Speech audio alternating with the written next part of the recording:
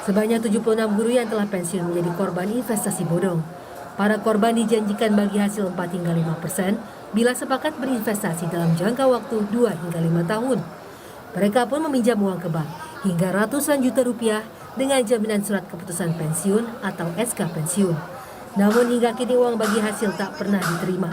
Para guru ini kemudian melaporkan direktur perusahaan terkait dan pegawainya ke Polda Metro Jaya.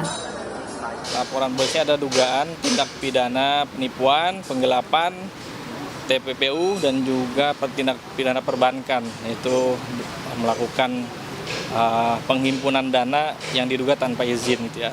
Dianggap itu adalah pembayaran bulanan, tapi ternyata bukti transfer itu tidak asli gitu. Jadi bodong lah ya, dan pas dicek oleh para korban itu tidak masuk uangnya. Salah satu korban mengaku tergiur ikut berinvestasi lantaran berharap hasilnya dapat membantu memenuhi kebutuhan hidup pasca pensiun. Sangat menyakitkan dan menyedihkan, apalagi dengan suami yang sekarang jatuh sakit, Mas. Stroke, tidak bisa apa-apa. Saya ngutang di bank 290, suami 180, dan uang tunai itu ada 100. Itu punya anak-anak kami juga. Pengennya ya uang kami kembali dengan cara bagaimana supaya bisa untuk memenuhi kebutuhan kami.